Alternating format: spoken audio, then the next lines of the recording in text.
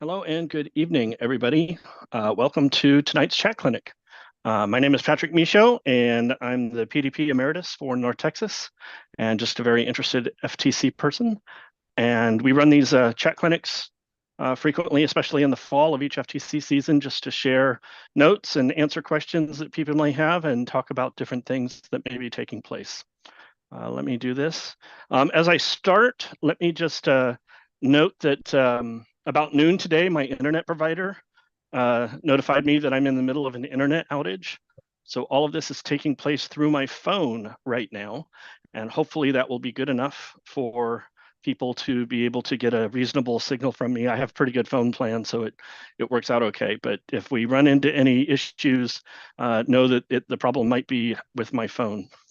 Let me go ahead and just give some background and start up my slideshow here with things that I intend to be looking at for today.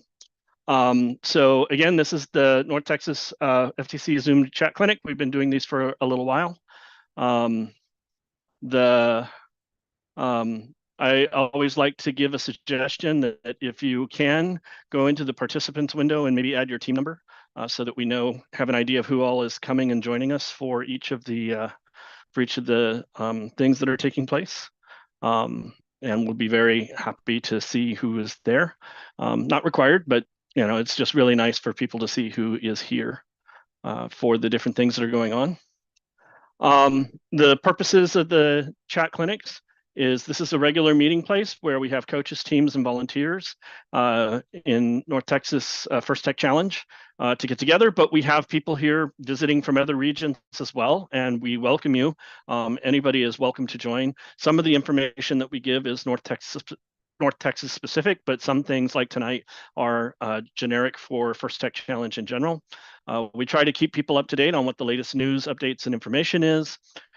From time to time, we'll offer tutorials and tips on key First Tech Challenge concepts, resources, and how to be successful in FTC. We're always here to provide competition assistance or technical assistance. If you're having trouble with something, would like to get some information from veterans about how to make something better for your team in First Tech Challenge, then we do that. And of course, it's just a place where we can social network and to do things like that. We have some key volunteers on tonight, so I thought I would just mention them and give them a shout out and say hello. So first, let me bring in, if he's available, Lon Cherry Holmes, who is our area program delivery coordinator. Lon, are you there? Yeah, good evening, everyone. Welcome. Thanks for being here. This is being streamed on YouTube. I put the link in Discord. And thank you for coming out tonight. We know that the changes to the manual are very, very uh, overwhelming for a lot of people. And that's why we have divided it up into a couple of chat clinics where we're going to go over the very significant changes to this season. And Dr. Michaud is one of our rule experts, and he analyzes the competition manual down to the smallest little details, and he can give us a breakdown of what's going on. So thank you for coming out tonight to our chat clinic. Yeah. Yeah, I see that we have almost 40 people on tonight, which is really cool. So I'm glad to see so many people here.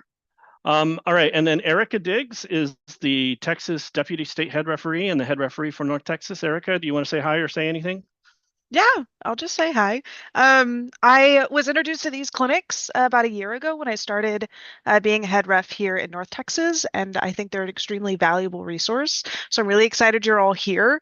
And I know we're not going to get in depth on rules this week, but I believe next week, if that's the nitty-gritty stuff y'all want to be a part of, definitely come back for next week when we deep dive into the rules. Excellent. And then I think Lauren is also on tonight. Lauren, you can either say hi if you want, or you can wait till I get to the volunteer slides here. And how about if I just introduce you then, if you want to say anything. All right. So I already talked about the purposes. I always do the chat clinics with a big disclaimer. So my disclaimer is that anything that we do here in the clinics, they are unofficial, right? So a lot of stuff that you're going to see presented tonight is my opinion. I have no key official role for the area other than I, a long time volunteer and been here, and so a lot of it is just opinion. It's our best guess at things. For official things, you need to go look in the manuals or look in the other resources or contact the people who are actually in charge. Obviously, things that Lon or Erica say could be somewhat official and so forth, but I think we all just kind of agree that the chat clinic is our best guess at any moment, and things could definitely change early in the season. And so it's definitely the case that we expect things to change between now and the first event, just because the game manual changes have been so substantial. There are still things that need to be cleaned up. If you have not already, you might want to sign up for the North Texas FTC Google group. You can use the link that is listed there. It's open to coaches, mentors, team members, and volunteers.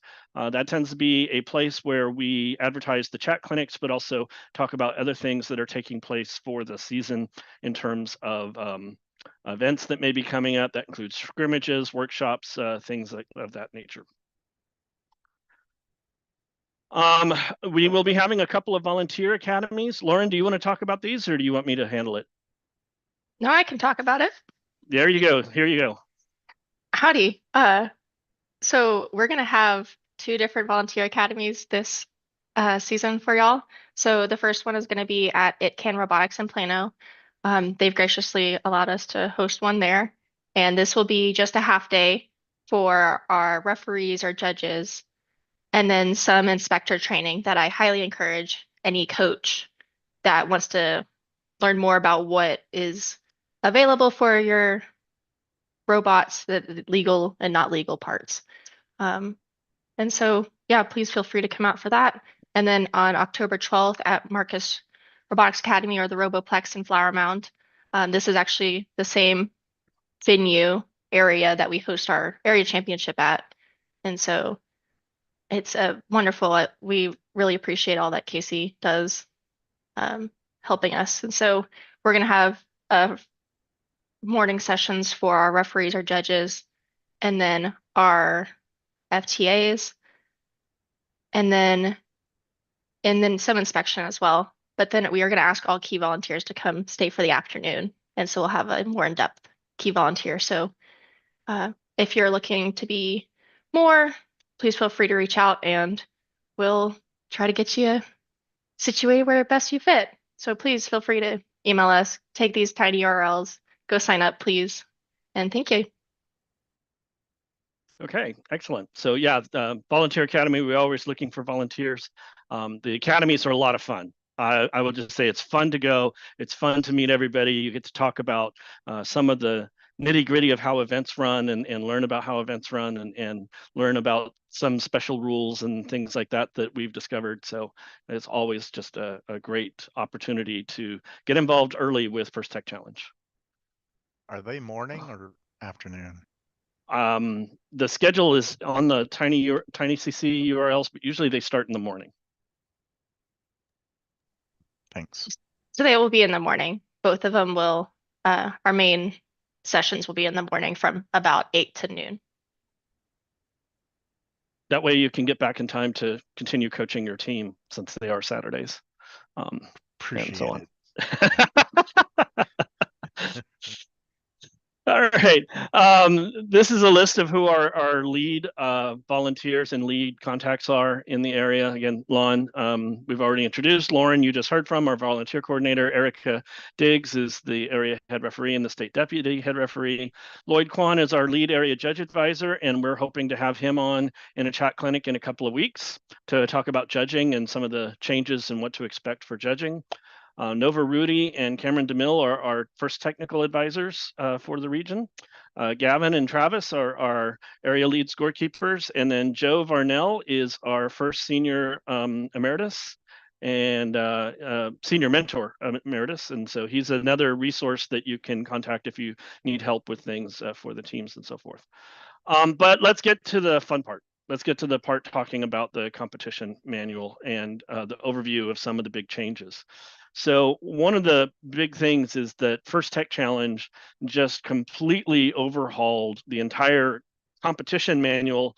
And in the process, they overhauled like much of the competition. Like there were some very big changes introduced into First Tech Challenge this season.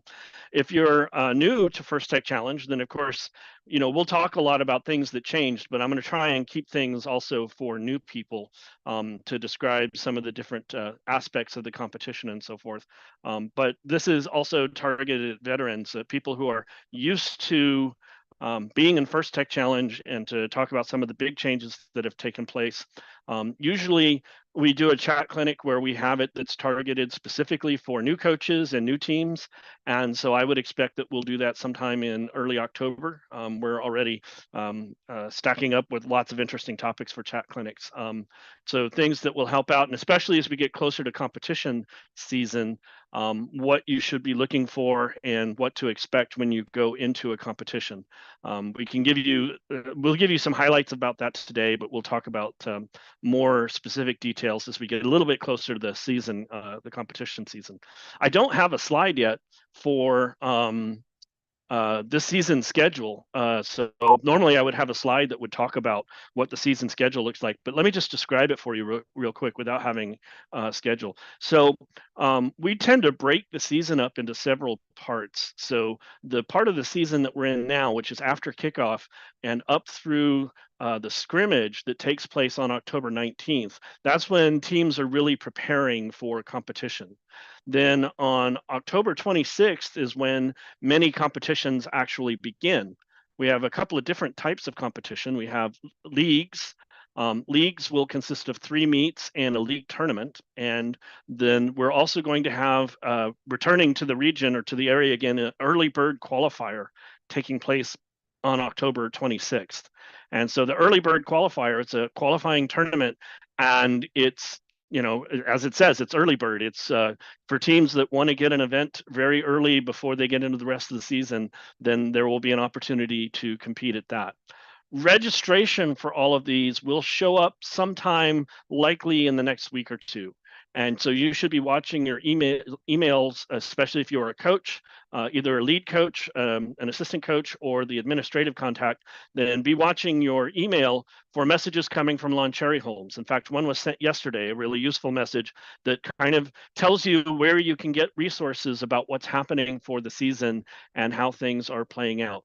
I might even pull up some kickoff slides here in a second just to look at those.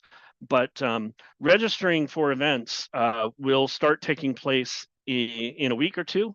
And what will happen, as it's happened in previous seasons, Lon can correct me if I'm wrong on any of this, is that the full set of all of the available leagues and events will be sent out. You can look at the calendar, you can look at the geography, you can look at the event structures to decide which events you are most interested in participating in.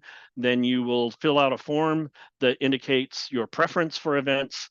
As those preferences come in, Lon then assigns individual teams to their events, and you get notification that you've been assigned to specific events and go on from there. Did I miss anything, Lon? Did I get all that right? No, you're very correct. Yeah. One common question I'm getting, which I'm not ready to answer in full, is can you participate in a league and also go to the qualifier?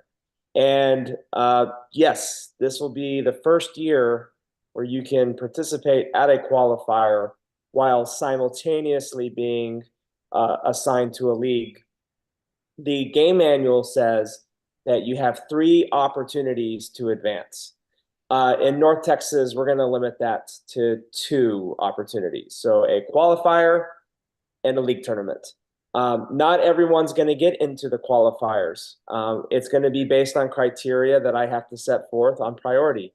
For instance, the #1 priority team's going to be in the early bird qualifier was any team that was historically a C League team. They get first priority to be at that qualifier because the qualifiers this year were designed for our teams that love FRC and wanted to end their season before December. And so we have to give them priority over other teams as well. And then I have to give Dallas ISD teams priority to it because it's going to be at a Dallas ISD venue. And then I have to give priority to teams who are ready for the event over teams that will not be ready for the event. So I'm going to have a whole list of criteria. And moreover, you have to pay for it in addition to your league dues. So you have to have the money to participate at said event. I think it's wonderful. I think it's great. It's going to be a chance for you to get a head start. A lot of teams in the last 2 years when we've been doing leagues here in North Texas, they kind of procrastinate in their outreach efforts, or they procrastinate in their portfolio writing, and they procrastinate in their judging presentation practice and rehearsal. And so the early bird qualifier is an opportunity for you as a coach to get your team with the flame underneath their metaphorical butt. And so therefore, you can get them motivated with this early bird qualifier. We also have a scrimmage the weekend before, which is also a key motivator. But think about it this way. You must be ready for it in 6.5 to 7 weeks. That's how soon it's going to be. So, all right, that was my what I wanted to say about the qualifier. There's a couple of questions that came up in the chat about the early bird, so let me just respond to those. So one of them is, if you don't advance from the early qualifier, are you knocked out? And the answer is no. I mean, you still can go and join a league, right? So, and we expect almost, except for the teams that were in the C League and other teams that are busy trying to get done for the FRC season before it starts, we still expect most other teams to be in leagues. And so the early bird qualifier is a chance for those teams to be able to compete and get done with their season before January. But since there are likely to be extra spots available in the early bird qualifier, it then gets opened up in case there are any other teams that want to be there. But I don't think it doesn't negatively affect your chances for advancement. And then can rookie teams get a chance at early bird qualifier? That'll be up to Lon, but I'm sure that rookie versus veteran is not a big criteria here. It'll be, how ready are you and things like that. So. All right. So that's a little bit about it. Let's see. So let me go back to my slides here. Nope, not that. There we go. Slides. All right. So the key takeaways that I have for the competition manual, and as we said, and we did another one of these chat clinics on August 1st, a little over a month ago, to cover the pre-release of the manual. And so we're not going to be repeating too many things from there. We will be repeating some of them in the next chat clinic where we talk about the rules for the game. But these are my top line impressions and takeaways from the updates that First Tech Challenge has made going into this season. So first of all, I'm very, very happy with the manual ecosystem, with the whole manual redesign and so forth. I do a lot of refereeing for FRC, and the competition manual for First Tech Challenge now is in very big alignment with what FRC has done for many years. And I think that's going to improve the programs both collectively, one, because it'll be easier to move rules and concepts from one competition to the other. And the other reason is that the First Tech Challenge manual, it can now take advantage of many years of experience from First Robotics competition in terms of how they've refined their rules over time and so on. So I'm very happy with that. The manual ecosystem, not only have the manuals improved, but I really am excited about the changes that are happening for the tournaments and the tournament format, and we're going to go through a lot of those tonight. There are some big changes to the Q&A forum and team updates, which we'll talk about. Here are some of the key changes that if you hadn't read the manual yet or you hadn't looked at yet, that are top line changes going into this season. So the first one is that playoffs are now always 2-team alliances. So there is no more second pick for alliances in First Tech Challenge that you need to be concerned about. For those who are veteran coaches and have been at events in North Texas and other places in the past, you know that if you were an event that had 21 or more teams, then when we got to alliance selection, which occurs at towards the end of the day, where the top teams select their partners to go into the playoffs, previously at larger events, those teams would pick 2 partners to join them for the playoffs, but that's now gone for events for tournaments that take place all the way up to the state championship.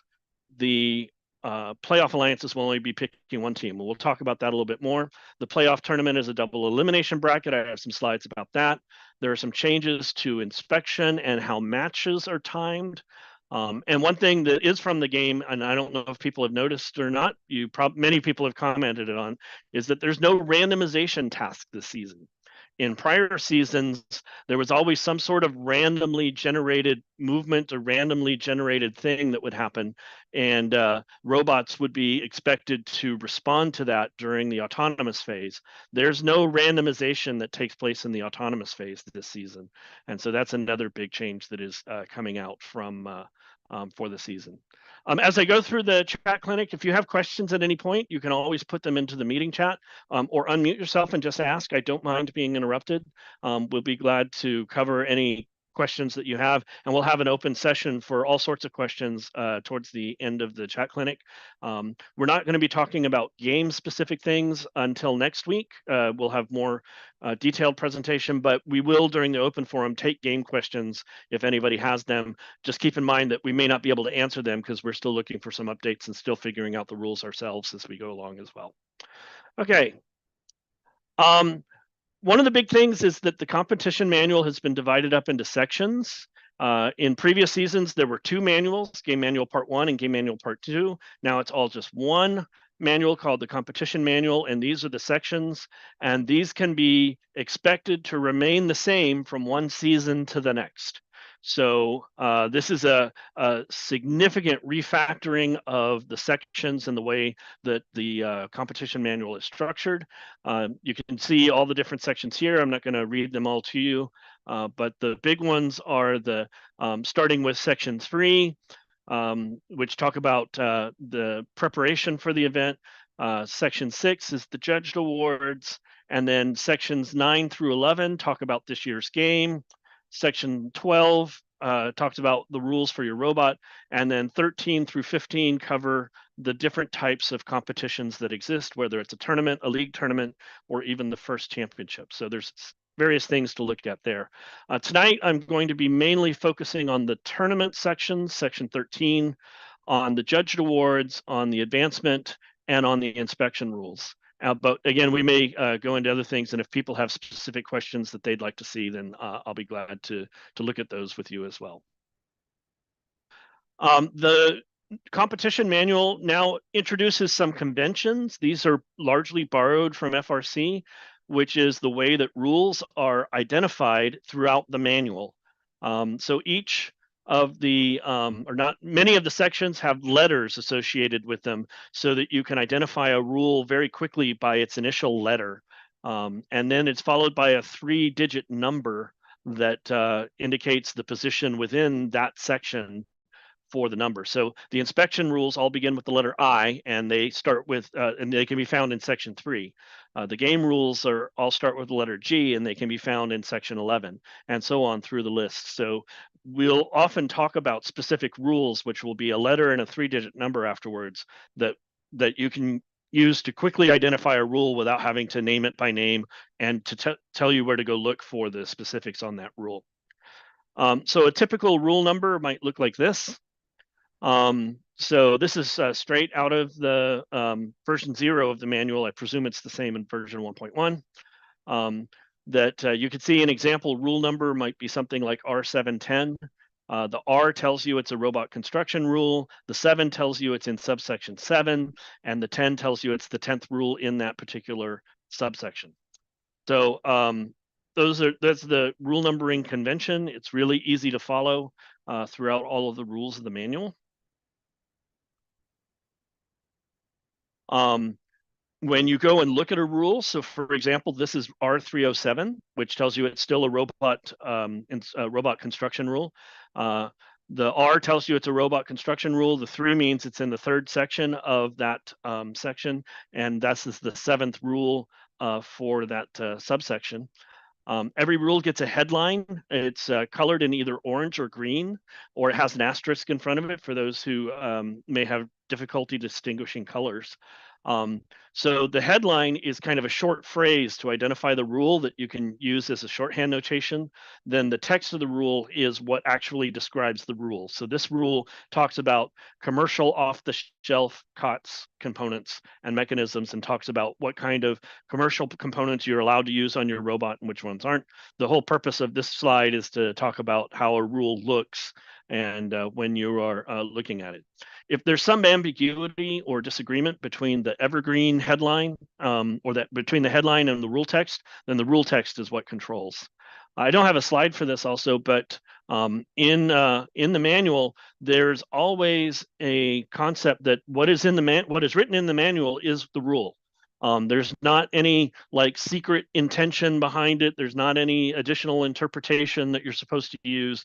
That whatever the rule says is what the rule means, and you just use the common definitions of rules. Of words, unless they're defined in the glossary. The glossary definitions are always listed in all caps, and they're at the end of the thing. And so you can look at the glossary definition for specific things that are in all caps. So that's a big thing on rule headlines.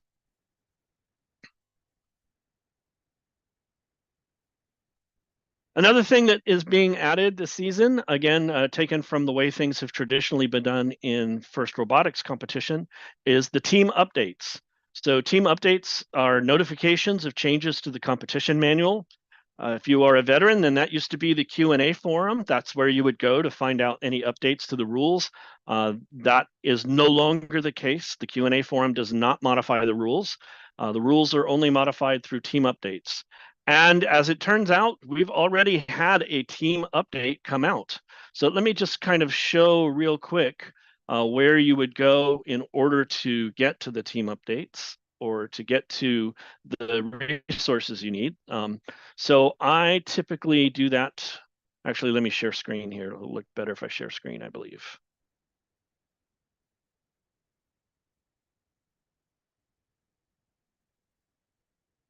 All right. So the place or way I normally go find the resources is I just type in my browser FTC game and season. And that usually takes me where the first link is First Tech Challenge game and season. I just do the quick Google search. Here, I'm just going to go to the First Tech Challenge 2024 to 2025 game and season materials. This is where you can find the manuals and the team updates and other resources that teams will typically need for the season. So you can see that the very first link here in the bright blue and white is Into the Deep competition manual. That will always be the latest version of the manual because the manual will get updated throughout the season. And lo and behold, we've already had a team update that has taken place, team update 00. So I'm just going to click on it real quick so you can see this team update. Let me try and make it a little bigger here and remove that. So this is what a team update looks like. You can see it's undergone reorganization, and inside of this section are all of the changes, not all of the changes, are many of the changes that have taken place since the pre-release manual came out at the end of July. In future team updates, I suspect that it will be comprehensive, that everything that gets changed will show up in a team update. We'll have to wait and see how that works. But for this one, they've identified some of the significant changes in the team update that just came out, but not every change because there were a lot of them. So some of them have been just generically listed like R104. The whole section on horizontal expansion limit rules have been updated, and they just describe the updates that took place without giving the actual text. And then you can go back to the competition manual to look at the details for that. So this is what a team update will look like. It's nice that we've already gotten a team update out already. Team updates are supposed to start on Thursdays, and so I don't know when the next team update will be out exactly, but they're supposed to come out each Thursday or every other Thursday, and we'll just wait and see what the schedule ends up being as we go through this new thing in this season. All right. Let's see here, going back to there. All right. So that's the team updates. There is still a question and answer system, but it's a major change that you can ask questions in the Q&A forum. If you have questions about the game, about any of the rules, about the competition format, the Q&A forum is the official place to go ask them. For generic rules or things about the First Tech Challenge itself, if you have specific questions about events or things that are specific to North Texas, then you can use the Google group or contact one of the key volunteers to get those questions answered. But the big thing is that the things that you see in the Q&A forum are no longer supersede the manual text. In other words, if something is said in the Q&A forum and something different is in the manual, then the manual is now the thing that controls what it is. That is the determining thing, and the fact that you see something in a forum, it's not official until it actually gets changed in the manual and shows up in a team update. The Q&A forum itself, if you have questions that you want to submit, opens September 16th. That is a week from Monday, or I'm sorry, that is Monday when that will take place. If you have questions, my recommendation is typically don't rush to get your question in on the 16th itself. Watch the forum for a few days and see if other people ask the question that you're interested in. That way you can avoid getting a lot of duplicates and avoid doing things. So I usually wait at least 3 or 4 days before I ask any Q&A questions to get clarification and so forth. But that's just the way that I tend to do it. I tend to think that I would prefer to let somebody else ask the questions and get things out of the way before I start submitting my long list of questions that takes place. So that's the updates to the manuals itself. Before I go into updates to the tournaments, I'm just going to stop real quick and say, does anybody have any questions or things that they wish to ask real quick before we go on to other things? Yeah, people are asking about how to pay their dues. So can I share screen? Yeah, I made you co-host, so you should be able to share screen. All right, I see here. I see. I can't. Okay, it makes me share my desktop. So interesting. Oh, there's usually a way. Yeah, there's usually a way to do a window. Yeah. Oh man, they've changed Zoom. So, oh wow. Okay, man, I haven't used Zoom in a long time. So I'm just gonna share my desktop. So we're gonna get into an infinite void. But yeah, basically you go to store.firstintexas.org. And this is what's been confusing people, unfortunately, is how do you pay for North Texas? Well, first of all, you click on this big orange link here in the middle. And then you go down here to the right and you select North as your area. And it's $300 for your league dues. So if you, to be in the league, that's 3 meets and a tournament. So that's 3 half days and a tournament. And you can tell us more about your team number, and then the system will allow you to get a PO or an invoice or whatever you need. Or pay by credit card. Or, of course, paying by credit card is our favorite. Right. So far, they don't accept things like pay by team member, where you submit a team member as payment. But anyway, but yes, so credit card, PO, that checks. They have a lot of different ways that they arrange payments. Some of them from year to year can be a little convoluted, but however you need to pay, they can usually accommodate that. Correct. Yeah, we are not BattleBots, and we are also not the Hunger Games. So. All righty. Any other questions? There were questions about pricing and things like that, but it's pretty much the same as last year. And qualifiers, yeah, are 175. Any other quick questions? Hey, just real quick, Lon, while you're thinking about it, I know a bunch of changes happened for DISD people, and I'm sorry to take the time from everybody else, but Jeff Marks is now handling everything kind of by himself now. Didn't know that. I guess I need to contact them. Yeah, his staff got hacked way back. So I think it's just him, and he's struggling with the buses and all that stuff. So if you could help him like get ready, because he hasn't sent out anything about, signups or registration fees and how much money we can spend and all that. So I'd really appreciate if you could help him. He's hurting. I got it. Yes, I will contact Mr. Marks. He has sent out an invite to a required coaches meeting. You not received that? Yeah, I did see an invitation. I think that's his first shot at sharing information with us, perhaps, but I don't know. Yeah, I just was worried since he's so short-staffed if he's going to be able to keep all the balls juggling in the air. Yeah, I concur. It's a concern. Okay. Let's see. Let's go ahead and continue on then. Get my screen back in place. All right, so tournament updates. So this, I am excited about tournament updates. I've been excited about it since the manual came out, looking at all the different tournament updates and things that are taking place. So we're going to go through that first.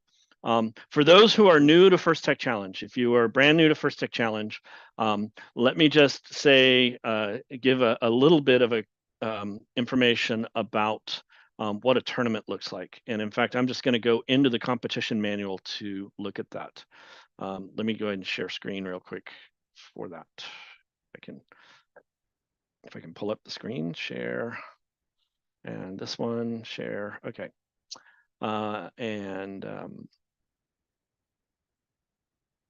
We'll make it a little bit bigger. All right, so the typical format for a tournament is that you have several things happening simultaneously at a tournament. In the early part of the day, the earliest part of the day at a tournament, you will have judging taking place, and we're going to talk about judging a little bit later, and you have robot inspections taking place. And as teams get through inspection, we get to a point where we start matches. And so the first part of the day is inspection until we get to the point where matches are about to begin. And then all of the teams that are at the event play what are called qualification matches. And this is typically 5 or 6 matches per team that are played on the field according to the game. The computer generates a schedule where it randomly pairs up teams to form alliances, and they play in matches throughout the morning and into the afternoon that establishes their overall ranking. The ranking is primarily controlled by wins and losses, but there are tiebreakers that exist for things like highest autonomous scores or highest end game scores, highest other scores that take place. And so the qualification matches, everybody plays in, it determines ranking. And once you get done with the qualification matches, the top teams at the event become what are known as alliance captains. So these are the teams with the highest rankings from the matches that were played going into the tournament.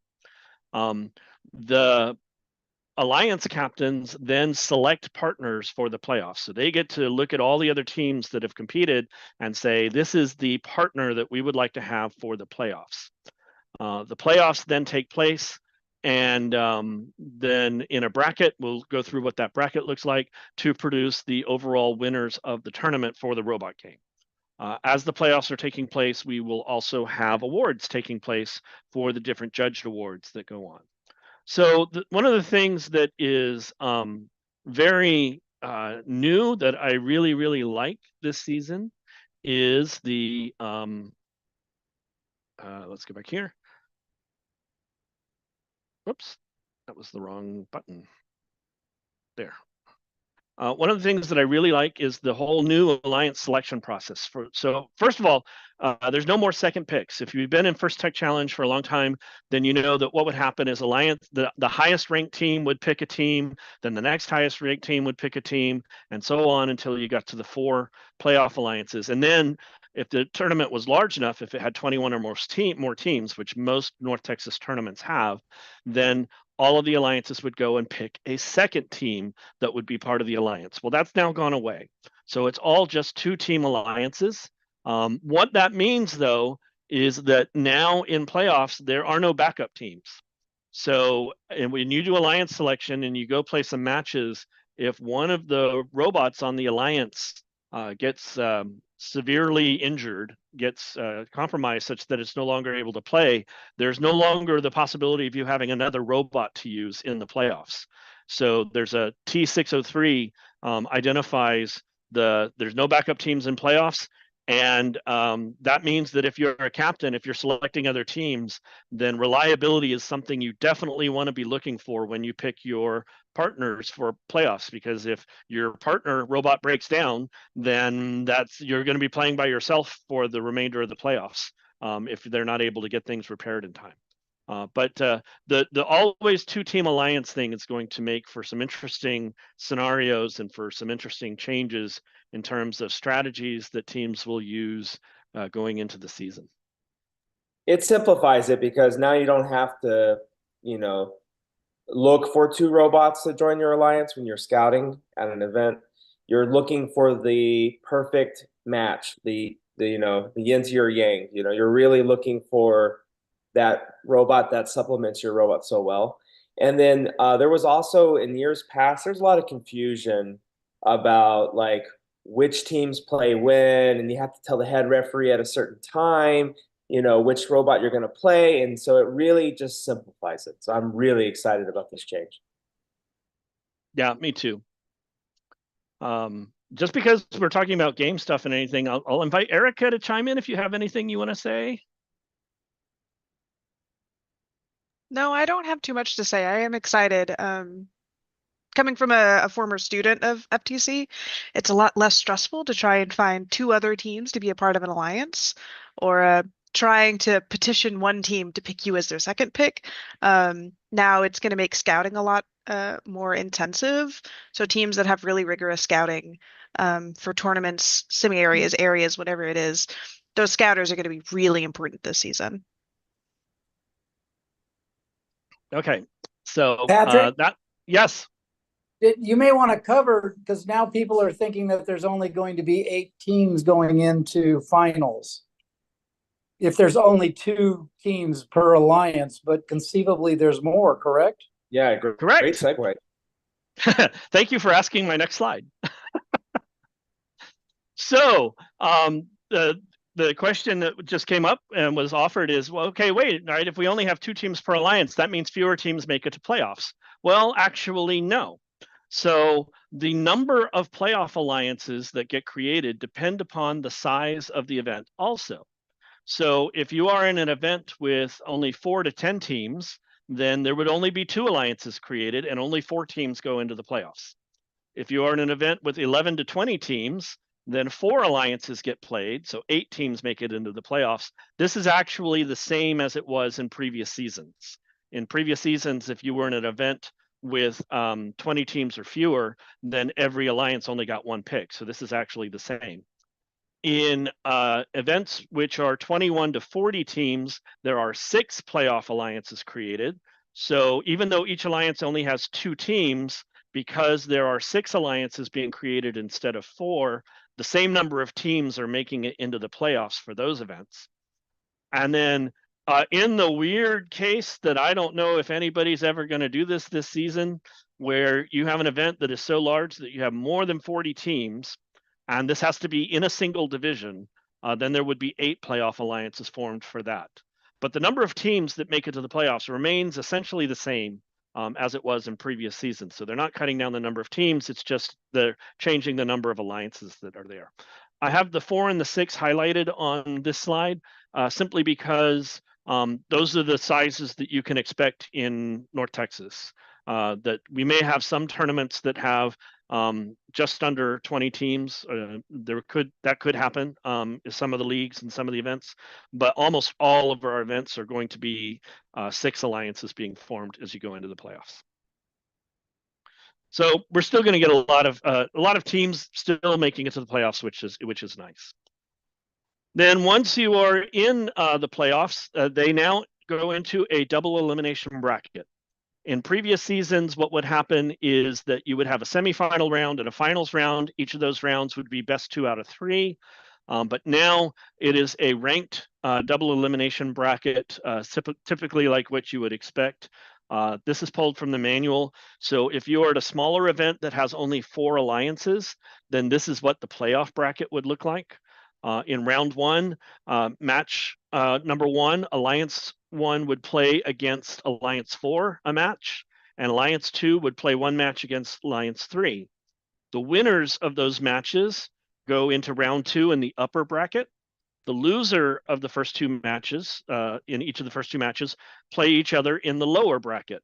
And if you look at the way this is done, you can see that match number 3 is the loser of match 2 on the blue side versus the loser of match 1 on the red side.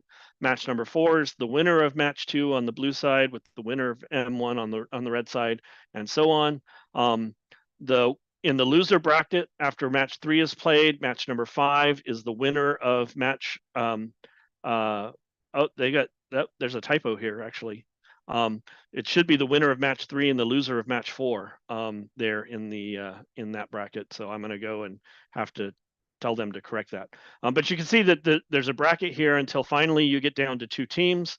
Basically, lose 2 and you're out. That's the way to look at this, right? When you lose your first match, you end up in the lower bracket. When you lose your second match, you're out of the tournament, out of the playoff tournament. So eventually you get to the finals. You have one team that has not lost a match yet. You have another team that has lost 1 match.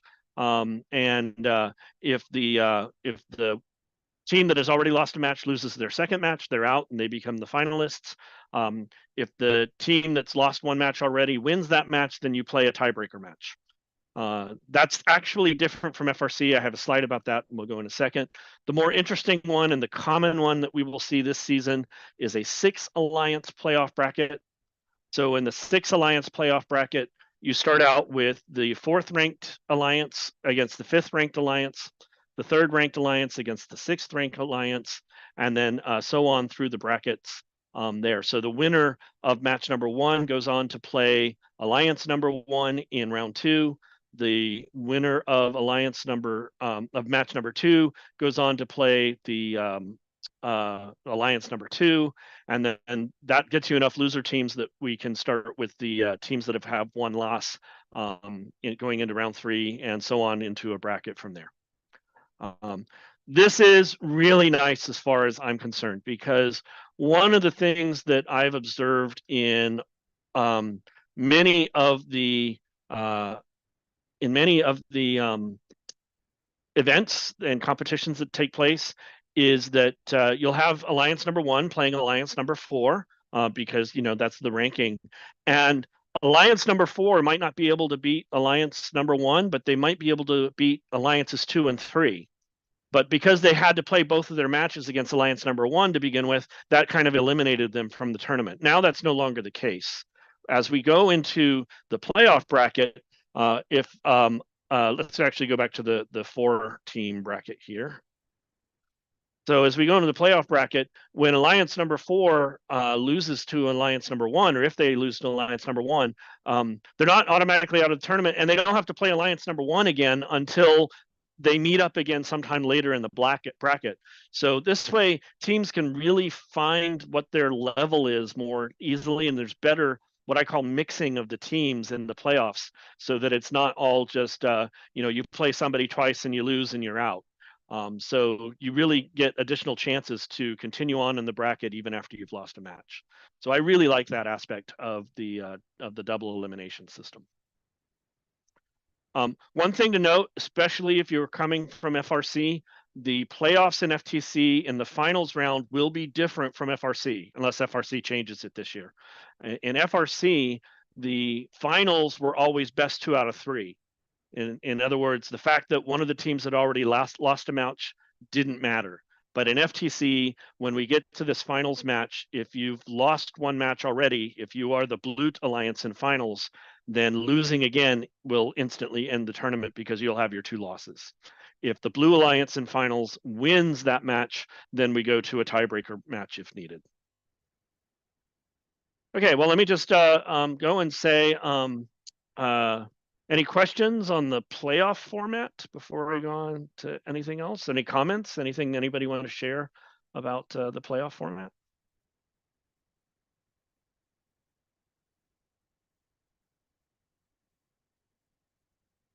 All right, then I will continue on as soon as I find my Zoom window.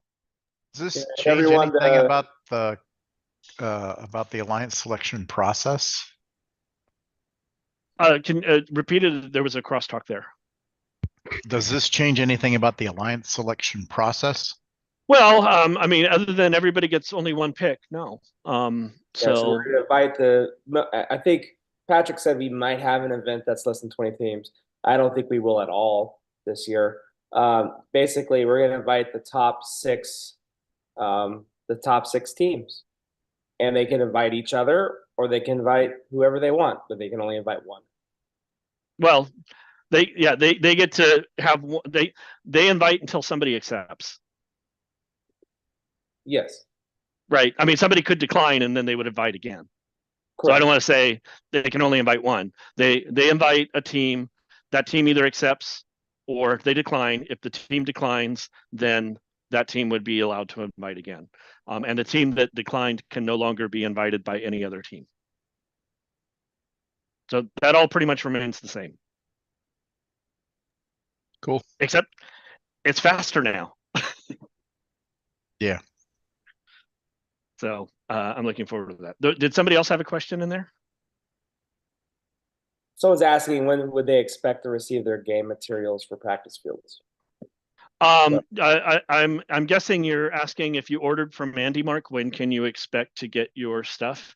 If you what I've heard is that if you pre-ordered, then it should ship this week. If you ordered after kickoff, it'll ship early next week. So that's what I've heard for people who have ordered fields from people who have ordered fields from AndyMark. If you pre-ordered, it's supposed to ship this week. I haven't gotten shipping notification for mine, and I pre-ordered, so I don't know how long it will be. I'll go back and look, but as of yet, I ordered in July, and I still haven't got notification for my field elements yet. I received notification today that it'd be here Friday for me. Cool. And so I pre-ordered at the beginning of school, so there should be shipping them all this week to all the pre-orders. Yep. So that's what I would watch for there. All right. Other tournament updates. Spotlight. All right. In the playoffs, as before, there are no timeouts. Right. So teams do not have the option of creating a timeout or of asking for a timeout between their matches. Because of the double elimination format, there are some natural breaks that take place anyway. Teams are guaranteed to have at least 8 minutes between the time that the scores are posted from their match and when they have to be on the field for the next match. This is a game rule thing, so it's really going to be covered next time also, but there are actually rules on what penalties you will receive if you are late showing up to a match. And that is pretty well coded, and so we'll cover that in a future chat clinic. So you definitely want to be ready for your match. But here you can see that this is for a 4 alliance playoff bracket. I probably should put the 6 alliance playoff bracket here, but the 4 alliance one was shorter. Round 1 takes place, then there's an 8-minute break, and then round 2 takes place. And the teams that are there, and then there's a 15-minute break. During that 15-minute break, the event organizers can announce the Design Award and the Motivate Award winners. Then you play another match among 2 of the teams that remain in the tournament. And then there's another 15-minute break where the Control Award and the Innovate Award get announced. And then there's a finals match. And if the finals match doesn't produce a winner, there's another 15-minute break where Connect and Think get announced. And if needed, then there's a tiebreaker match, and then basically the event's over and you announce the remaining awards. So the timing is really nicely laid out. You can see that with this timing, teams will typically have anywhere between, they're guaranteed at least 8 minutes break between their matches, but in some cases they may have like 20 minutes or even a half hour before they are needed at the field again to play. So there's time for robot repairs and other things to take place. The big thing to note is that we don't have to wait till all of the matches are done before we begin announcing awards. Awards can now be happening during those breaks and on a nice little schedule, so that there's things happening rather than just sitting around waiting for the teams to be ready for the next match.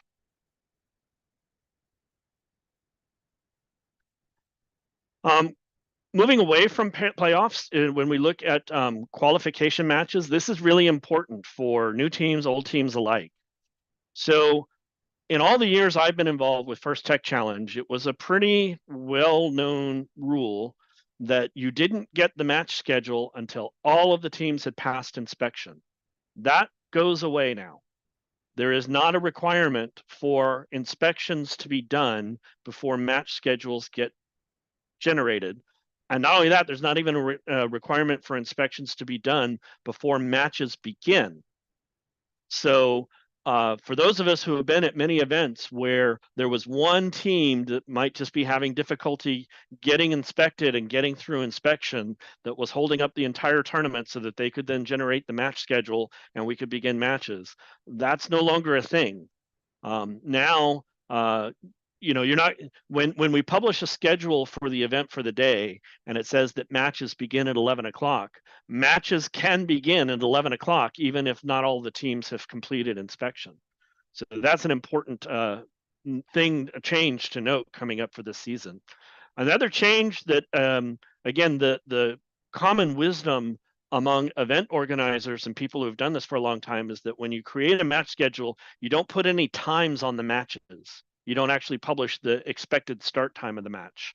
I think it's going to be required that match schedules all have a planned start time. Now, I'm not sure if that's going to be an option to remove that anymore. That doesn't mean that the schedule will start exactly on those minutes. It's still possible for an event to run ahead or behind of what the planned schedule is. But there will be it will be that you have the option of waiting until your planned match start time to actually start, so that if a schedule starts running way ahead and you need more time to fix your robot, then you can get that time that you would have had to fix your robot and things like that. So we will be seeing planned match start times on schedules this season, I think. But as always, you want to be prepared for whatever is actually happening at the event and not try to be too rigorous to, oh, well, it says it's at such and such time, so that's exactly the time that's going to be there. We'll see how all of that works out, but just be aware of those two big changes coming up to this year about how match schedules will work. Yeah, go ahead. I'd like to add a quick note. Just because inspection or matches can start when inspections haven't been completed, you still have to pass inspection in order for you to enter onto the field because we need to give the okay that your robot is safe enough to be on field. So this is not oh, we could slip by the inspection. It's just if your match is up and you have not passed, it's kind of on you, but we'll get a lot more into that, especially next week when it comes to like match delays and what are those fouls and penalties look or fouls. They're only fouls this year. So I wanted to add that in just to make sure that we understand you have to pass inspection to enter the field. In order to play on the match, correct. Yeah. And it's unfortunate for a team that, their partner didn't pass inspection, they get to play the match by themselves. Or if both teams on an alliance have not passed inspection, then the other alliance has an advantage for that particular match. And I have a slide that talks about this a little bit more. But just know that the event doesn't have to wait for you to finish inspection before things start happening on the match side. That's going to really help for leagues and a few other things as we go along to do those. I'm going to, I need to take a quick break real quick because my phone just notified me it's about to run out of battery. And since that's my internet connection, let me go and make sure that doesn't happen. One moment. Yeah, and about the match schedule thing, while he's working on that, is that it's actually good for teams because there have been scenarios in the past where a team had such a difficulty with getting their robot ready that they had to not play any matches at that particular meet. They had to bow out of the entire meet.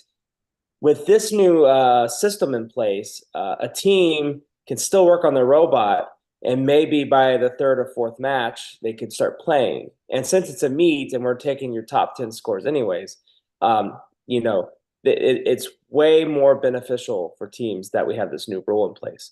So, however, as a coach, you got to start to direct the thoughts of your kids in a certain direction. My policy is that to get the best event experience, that your team is as prepared as possible before they come to the competition. The more prepared your team is, the more quickly your robot can get inspected, and the earlier your robot can get inspected, the happier your team will be for many reasons. One of those reasons being that once your robot's inspected, you can have a cool and calm, collected mind and the satisfaction of knowing that you're going to play all your matches that day. You can then spend that time meeting other people at the event, talking to other people. You get to spend more time practicing with other teams than just trying to spend the entire morning trying to just get your robot to pass inspection, which can be very stressful. So make sure you gear your teams towards the fact that they need to be prepared when they show up to the event so that they can live in the moment at the event. And that if they don't come prepared, they might be letting down a team who's going to be partnered with them through a randomized match schedule. So please emphasize that to your team crew. Okay, I'm back. Hopefully y'all can hear me still. All right. And hopefully my phone won't die. I now have it on power, so that'll be good. Sorry for that. All right, let's see. Continuing on, let's see what I have next. So that's the tournament format. And we will talk about that. Any other questions about the tournament or about the things dealing with matches and things like that before I go on to the next section?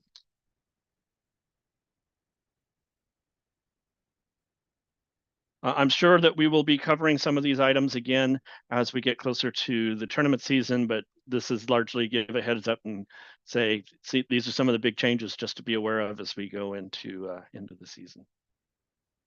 All right, we'll continue on. So awards. So this has been true in judging, but it's never been called out so explicitly in the manual before. And that is that awards, there's kind of a set of categories for the awards. So there are what are called the MCI awards, Machine Creativity and Innovation Awards. And those are the Design Award, the Control Award, and the Innovate Award. And I'm going to talk about each of these awards here in a little bit. But these tend to be the ones that have to do with the robot and the design and implementation of the robot and how it performs. The awards aren't based on how it performs, but how it acts and how it does things and how it works, and so on. Then there are a set of awards known as the Team Attributes Awards. And these are the Connect Award and the Motivate Award, which are how the team functions as a team. How is it able to connect with other people in the community? How is it able to promote first? Those kind of things. There is a Think Award, which in previous seasons has typically been considered to be the portfolio or the documentation award. It's really about how well the team can describe their journey through the season. I'll talk about that a bit. And then there's the Inspire Award, which is the overall award for the event in terms of the most inspiring team at the event that has done well in lots of different categories at the event. So these are the hierarchies of the awards that exist. One thing to note is that here I'll go through the award descriptions, but one thing I'm just going to call out is that for many of the awards, a portfolio is no longer needed. Why will my screen not go away? All right, there, I'll do that. For many of the awards, a portfolio is no longer needed. The only awards that require you to have a portfolio, and again, for those who are new to First Tech Challenge, a portfolio is a small 15-page document where you describe your team's activities for the season. The only awards now that require a portfolio are Inspire, Think, and Control. So let's just go through again for people unfamiliar with the awards, what the award typically involves. So the Inspire Award is your overall performance at the event, mainly based upon the judged awards. How your robot performed on the field is an aspect of the Inspire Award, but it's not necessarily the critical one for the Inspire Award. And for that one, you do need a portfolio. The Think Award is about your team journey and the effort you put into documenting and being able to describe that journey to the judges. And for that one, you need a portfolio. The Connect Award is about making connections to the local STEM community. So that's science, technology, engineering, and math. How well is your team reaching out to your local STEM community and being able to connect with them and to gain experiences from your local STEM community? Notably, that one does not require a portfolio to be considered for that award. Clearly, you can use the portfolio to help describe your connections, and so some of those things will be encouraged, but it's not required. The Motivate Award is about how well you can encourage others to embrace STEM activities through FIRST robotics. That one doesn't require a portfolio. Innovate is typically about having some innovative feature on your robot and being able to describe how you came up with that feature and how it works. Then the Control Award is being able to use sensors and software for robot control. If you're doing fancy things on autonomous or fancy things during the match where the robot is working together with the field or the humans in order to improve your scoring, then that would be the Control Award. And then finally, the Design Award is about the aesthetics and the form and function of your robot. So those are the different awards that are available in First Tech Challenge. But again, as noted, you don't have to have a portfolio.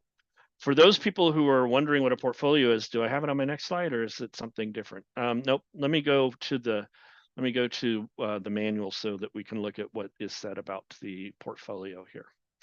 I'm going to go to the awards section as soon as I find my screen. Not that one. This one. Awards. All right.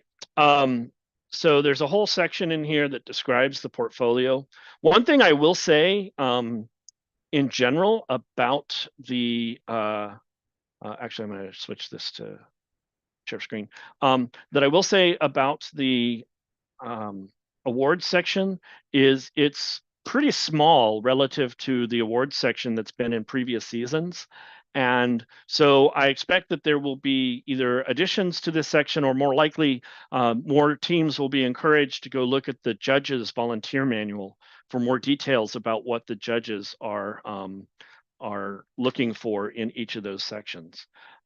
So let's see, here's the awards. For each of the awards that is listed here, there are sets of required things. I'm looking for the portfolio stuff. Let me see if I can find the portfolio bit.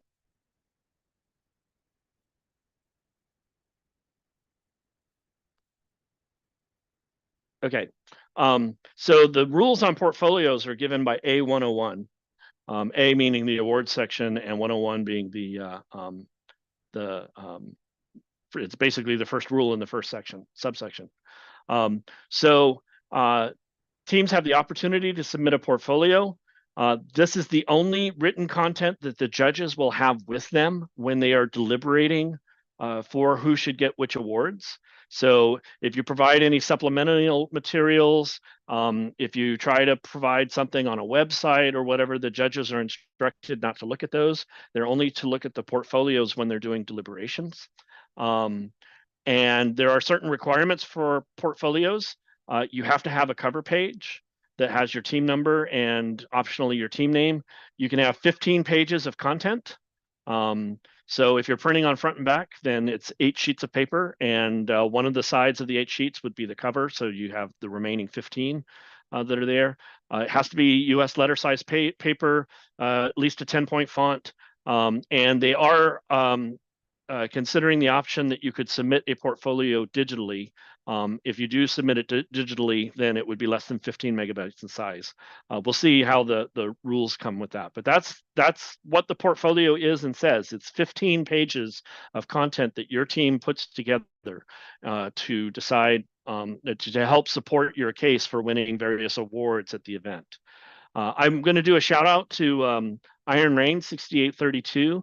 They did a presentation at the Flight Workshop in August about how they put together their portfolio. You can find it online. I don't have a link handy, but if you want to learn more about how a very successful team has done their portfolios, then I encourage everyone to go look at that presentation. It's available on YouTube and other places, and we'll get the link out there for different things. But that's basically what it says is in the portfolio and the different things that are there. Lon put in the Iron Rain link. Good, excellent, in the chat. The one thing that is different or notable about the portfolio and about that part of the let me get my presentation back here. So forth, is that the control award used to be a separate document that you would submit to be eligible for the control award. And now the control award, the portfolio is required, and you have to use part of your portfolio to describe how you would be eligible for the control award. Also, in the past, the control award had a specific format that you were expected to follow for submitting for the control award, and that's no longer the case. So you can use as many pages or as few pages of the portfolio for your control award submission as you like, but it does eat away from your 15-page total. I personally would have liked to have seen them go ahead and expand the portfolio to be 19 pages instead of 15, since the control award is being included in there. 15 is always a little bit tight. That's part of the point, is to force teams to be concise in what they describe. But maybe that can happen in a future season. But for now, the 15 pages of your portfolio are also the place where you would describe anything you want to do for the control award in that. So that's another interesting change that has happened this year on the portfolio and the awards that are there. I'm going to stop there and see if anybody has any questions about awards or things like. Oh, well, let me actually. I have one more slide. I brought up just an example award criteria. You saw it in the manual that I was doing there. This is the award criteria for the Think Award, and so for each of the awards that are in the manual, they've now listed these criteria that are to be used by the judges in order to select a team for each award. So in order to be considered for the Think Award, you have to submit a portfolio. The portfolio has to include these 4 things in order to be considered for the Think Award. The team has to be able to speak to whatever is listed in their portfolio during the judging interview or the pit interviews. Then they have a list of encouraged things. So they encourage you to include inside the portfolio, if you want to be considered for the Think Award, how you acquired new mentors, how you learn from those mentors, and what is your plan for your team members to learn new skills. They also encourage you to have the portfolio be organized in a very clear and intuitive manner for the judges so that they can quickly find whatever information that they want to do. So that's an example of the criteria for the Think Award. And I'm not going to go through all of the award criteria because we're going to be doing a future chat clinic on that topic. But that gives you an idea of what needs to be there and what they're going to be looking for. Comments or questions on the awards? I think my next slide just says, yeah, we're going to have another clinic on the other stuff.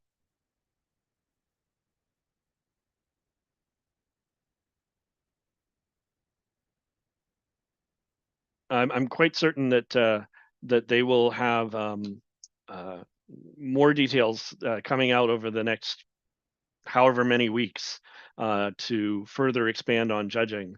And lacking that, I would assume that things are largely the same as they've been in previous seasons if you're a veteran team.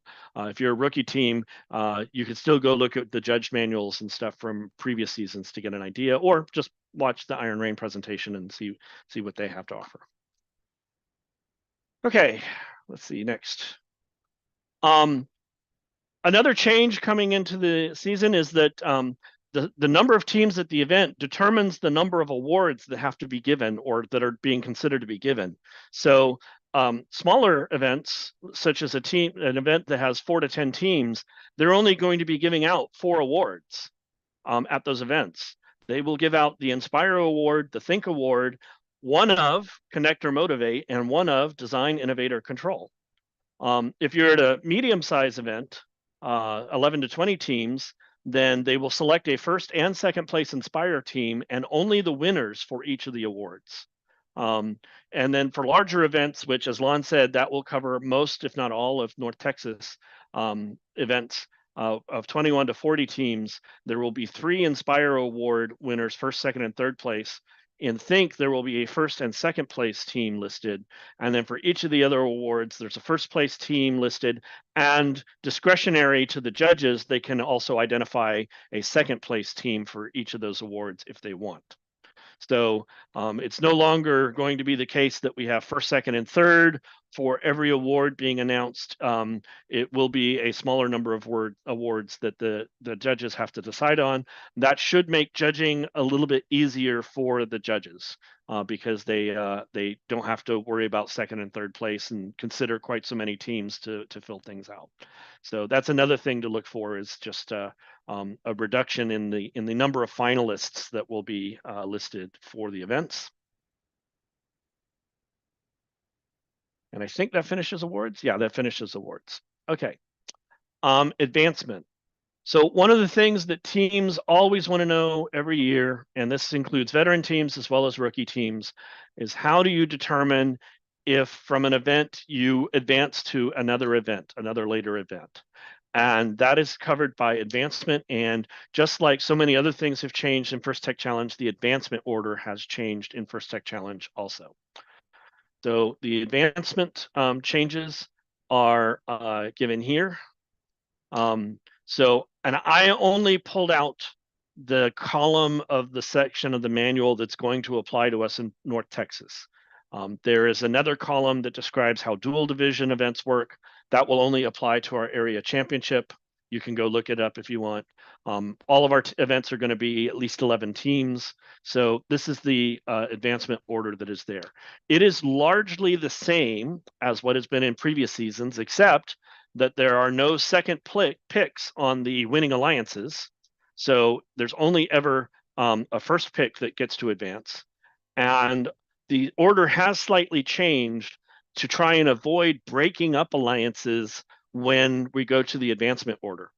So the first spot, qualifying tournament host team, that rarely happens in North Texas, so we'll just skip that. The first award that gets advanced is the Inspire Award. Whoever wins the Inspire Award is the first team to advance from an event. The next one will be the winning alliance captain, the team that won the last finals match. The captain of that team is the next team to advance, and their partner is the third team to advance. And so now it's much less of a problem than what we had in previous things, where you might decide to decline an invitation to join an alliance because that might hurt your advancement chances. Now you are the next team to advance if you are the winning alliance right after the captain. So that has been switched around. Then the Inspire Award second place team, if there is one, is the next team to go, and so on down the list. Then down to the second place alliance captain, the Think Award winner, the second place alliance partner, the Connect Award winner. And now, because we're doing double elimination brackets, we can actually identify a third place team.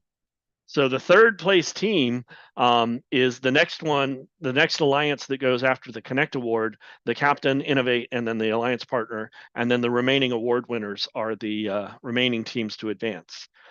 If there are more advancement spots than there are teams from this list to advance, then there's a rule that decides how you go into the second place award winners and the additional teams based on robot performance. But it's really a nice advancement change. I'm excited that third place gets to advance now, and that way we keep the number of teams advancing from the robot game portion to be roughly balanced with what's happening in the judged awards portion, and so on. So this is the new advancement chart. Any comments or questions?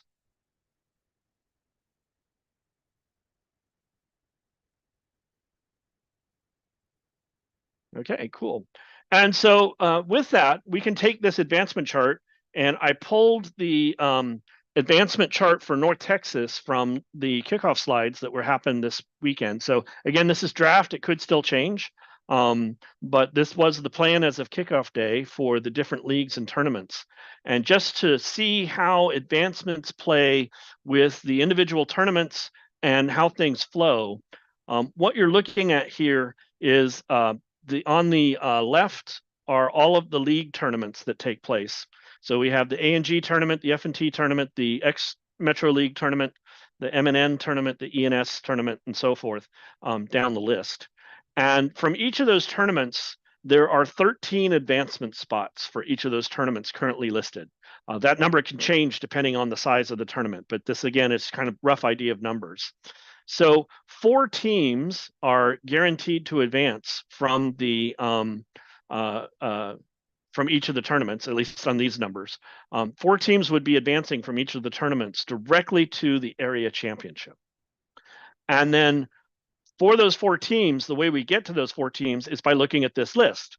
So we go down the list of Inspire Award first place, event first place alliance captain, event first place alliance partner, Inspire Award second place. So those 4 teams would go directly to the area championship from one of the tournaments. If there's any duplications there, if any of the winning alliance teams was also an Inspire Award first or second place team, then you move on down the list until you fill those 4 spots. So if any of those were duplicated, then Inspire Award third place would be the next team to go. And if we still don't have 4 teams, we keep going down the list until you've identified 4 teams that advance to the area championship. Once that's been done, then the remaining spots that come next for an event, they all advance to a semi-area championship. So from this example, after 4 teams advance from a tournament to the area championship, then the next 9 teams, again from this list, would be selected to move to a semi-area tournament. Now you can guess, right, that it's very quick to see that that set of 13 teams could go beyond this list. So there's rules that go beyond that in the advancement chart to be able to handle that.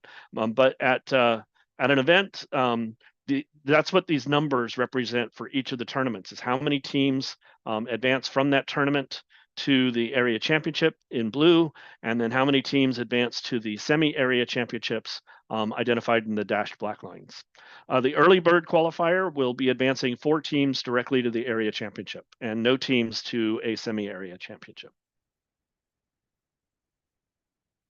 So that's roughly how advancements work.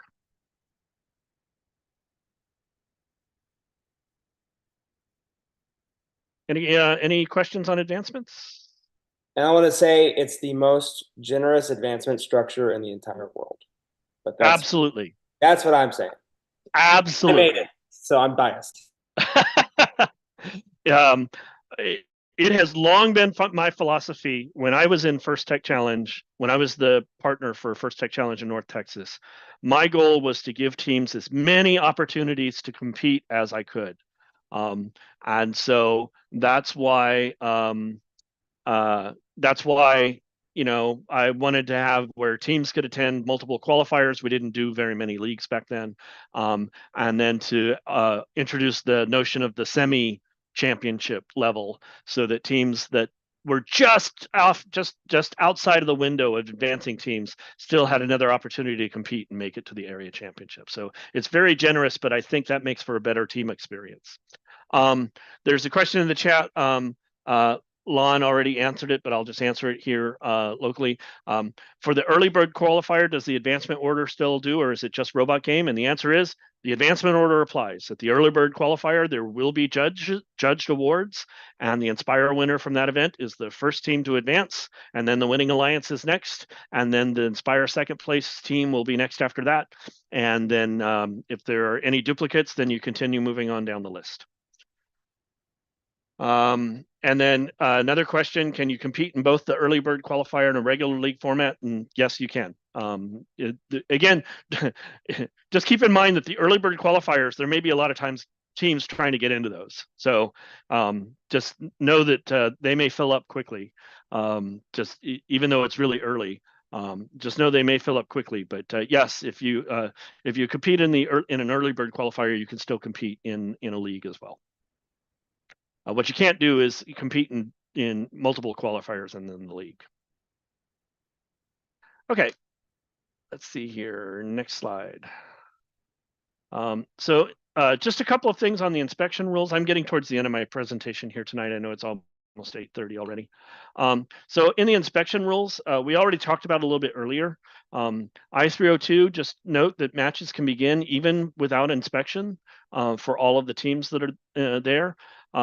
So when you get there, the match schedules are supposed to come out at least 30 minutes before matches start. So you will have some time when, it won't be the case as has happened in previous events and previous things where the match schedule comes out and is like, okay, and we're starting the first match in 5 minutes. There's a 30-minute window that's supposed to be there from when the match schedule gets generated to when matches start. And so you can expect to get the match schedules earlier. I wouldn't expect to get them before the event begins because we want to know which teams might not even make it at all because of travel issues or things like that. But you will get the match schedules earlier. Matches can begin on time even if not all teams are inspected. So if you're a team and you're not sure your robot's going to pass inspection, and even if you are sure, sometimes things come up, like go to inspection quickly and early. Just get the inspection out of the way. In fact, this year there's a rule that you're not allowed to use the practice field until you've passed inspection. So you definitely want to get your inspection early and out of the way. And secondly, when those match schedules come out, teams should go and look for their matches and find their partners and make sure their partners are going to pass inspection. And if they're not, perhaps you might want to help them pass inspection so that they can play in the match that you have with them. And so another nice feature of the match schedule coming out early is it encourages teams to check on their partners early and offer assistance early while something can still be done to help things out. There is an important rule, I-302, that is here that you also want to be aware of. If a match is played and then it's determined that one of the teams playing in the match had not passed inspection, the entire alliance gets a red card. This is copied over from FRC, but it's really basically to ensure that all of the teams that are playing on the field have passed inspection and are safe to play. And this kind of puts some of the onus on alliance partners to make sure that your partners are able to pass inspection. Now, at most events, certainly at all North Texas events, I imagine that the inspection status is going to be available on the scoring screen so that teams can very quickly see.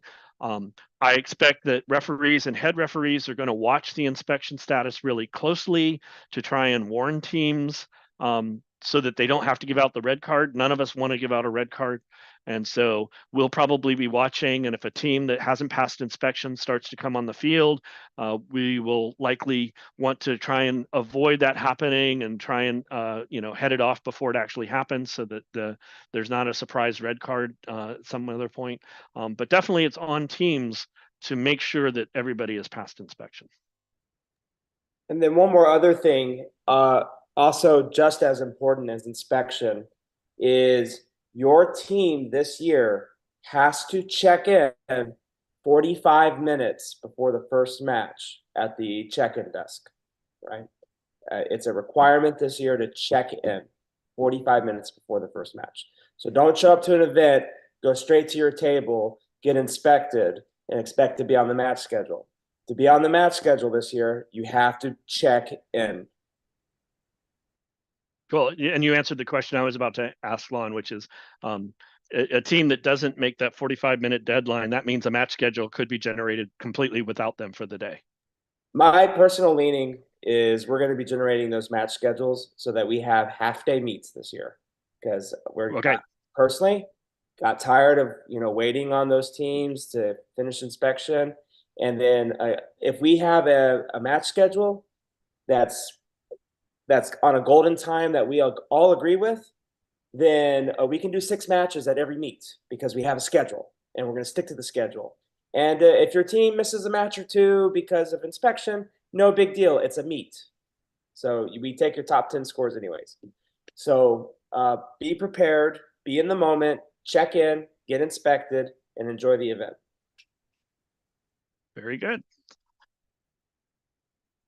And for people who think we're harping on this weird, we had teams at our area championship last year that were not ready for inspection. They held up inspection, right? Last event in the North Texas in the season, and there were teams that were having trouble making the inspection deadline. Yeah, there's a lot of rookie coaches here. Let me give you advice, and I'll let any of the coaches here at this clinic say something about it too. Your team is going to want to do some crazy change to their robot 2 or 3 days before the event, and they think it's going to take 2 hours to implement. It will in reality take 10 hours to implement, and then they're not going to be ready for inspection. They're going to be very stressed out at the event. It is better, this is advice, this is not a requirement. You can make a change the night before the event. You can take apart your whole robot the night before the event. I can't make a rule about it. I'm giving you advice. This is wisdom. Make sure your team realizes that practice is better than trying to implement a new design solution within 2 or 3 days of an event, because it's better to practice with what you have than to add on something new to your robot or make a crazy change to your robot that you haven't practiced with. Because consistency is key. It's wisdom. Coming from a former FTC student, typically it's not 2 days before, it's 2 hours before, or the night before. I know I've spent many up until 3 a.m. of an event working on a robot. It does show on field, and we as the crew at the event want you to succeed. It's just really hard to help you succeed if you're like, I don't know, we changed this like less than 12 hours ago, so we don't quite know how it works yet. But it does show, but that's why we also have teams that are really strong teams, senior teams that are there as resources as well, in case you do make those crazy changes at least 12 hours before the event. So reach out to the teams at your event if you do need some help.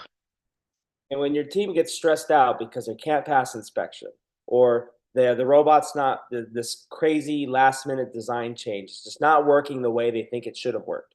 What ends up happening is the kids get really stressed out. They start to lose focus about how they treat other people. They'll start yelling at each other on the field. They will be so engulfed by the change that they're not going to meet other teams, not going to practice with other teams. So it's actually important for gracious professionalism this year to be a gracious professional, by being prepared so that you can live in the moment at the event. And that's going to be one of my themes this year. I'm going to be talking about it a lot. This is the 3rd time I've already talked about it this season. All right. Thanks, Patrick. You are welcome. Thank you. And I will just echo, right? My team knows we don't do any crazy changes in like the 2 or 3 days before an event. Driver practice is way more important than getting that last feature on your robot. Driver practice is far, far more important. Just make sure the drivers are ready than to just get that final feature on your robot.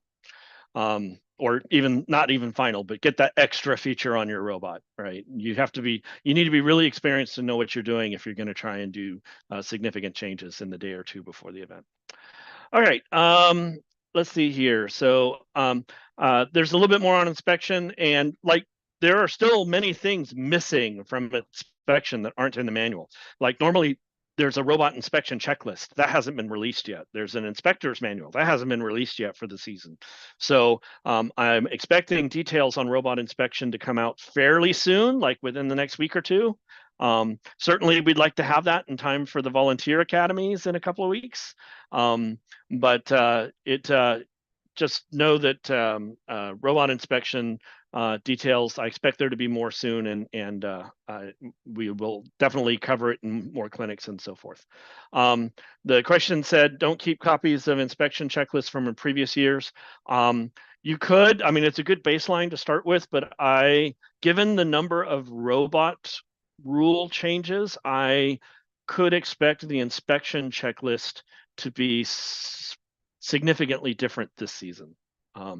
We'll just have to wait and see what First Tech Challenge releases and when they release it. But I mean, there are so many new things for the robot rules that are different that I would expect a pretty significant change in the inspection checklist as well. Sections 9, 10, and 11 are game stuff. And as I said, we're going to cover game stuff next Tuesday. So please feel free to join us on Tuesday. But I do want to talk about one thing because I know a lot of teams are already working on their design, and that just be aware of, and something that I expect that First Tech Challenge will probably update or modify or clarify soon, and that is the robot extension limits. So we will do a chat clinic again next Tuesday. Erica is going to be here to join or lead that clinic on the rules. I'll of course be helping, and we'll have our other typical helpers. Oh, did I not include the slide? I didn't include the slide. Oh, well, I'm just going to go straight to the manual then real quick to talk about it. Yeah, next week's meeting is on Tuesday. I wanted this week's meeting to be on Tuesday, but I decided I didn't want to conflict with the political debate that took place last night, so I moved it to Wednesday. But next week is planned for Tuesday. Let's see here. Let me go to Chrome. There we go. And that is definitely make sure your teams are aware of the robot construction rules, and especially with respect to the size limits that are in place this year. I'm certain a lot of teams are looking at how they expand. Be sure to watch for this horizontal size boundary that is taking place. When you build your robot, your robot has to remain within a 20 by 42 inch rectangle as it exists on the floor. And you can see examples of robots that would not be okay, or robots that extend beyond that. And even for robots that dynamically move, for example, the pivot arm question, the pivot arm mechanism, you could have a pivot arm, and let's say that it goes so that your total horizontal length is 42 inches as given by position A here. That would be legal. The arm can go vertical, and that would be legal, but at no time could the arm then go backward on the robot. That would go outside of the box, right? So the horizontal extension limit is relative to the frame of your chassis as you define it within the thing, and the box does not move relative to the chassis. Where things can get tricky in that is what happens if the robot starts to tip. For example, if it tilts at an angle when it is climbing the rungs, that might cause you to go outside of those limits even though you didn't intend to. So I'm curious to see how this might get clarified, and I'm pretty sure it has to be clarified because referees like myself and inspectors like myself are not sure how how it needs to be interpreted. And so if there's uncertainty in the rules, then there will need to be some sort of clarification. But just if your team is planning to really push that 42-inch boundary or the 20-inch boundary, just make sure to be aware that about how the rule may change before we get there, or how it might be modified in a way that might make what you think is legal be illegal. There's a question in the chat. The limits on the extension, can they be software limits or do they have to be hardware limits? There's actually an orange box that describes this. So the orange box says, this rule is intended to limit the amount of floor area each robot can cover. Extensions may be software or hardware limited. So if something could be mechanically capable of going outside of the extension limit, but if your software is written such that that never actually happens, it will be considered okay.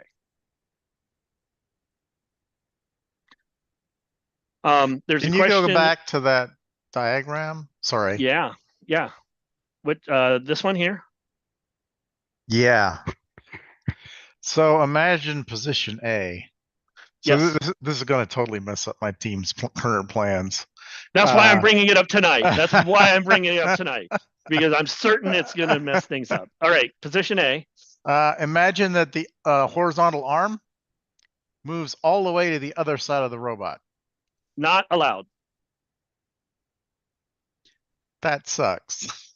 Yes, but that is exactly it would at all times be less than 42 inches. correct. But position C is what you're talking about. Wow. And that would not be legal.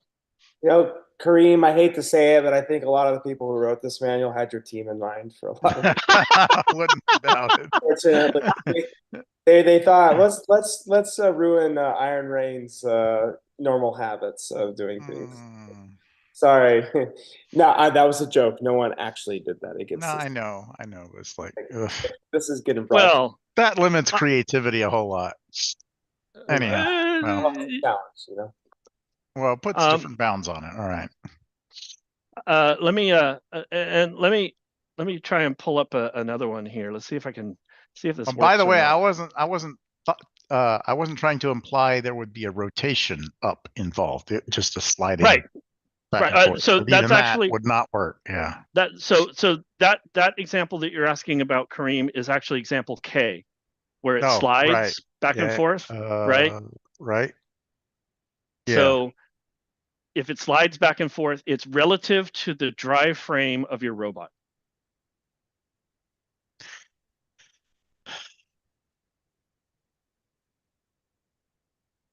Yeah. Okay. So what happens in inspection is there will be a taped off area. This is the way I'm expecting it to go. There'll be a taped off area that's 20 by 42. The team comes and places their chassis, their robot, somewhere in that they want, and then they show that all movement that they do remains in that 20 by 42 area.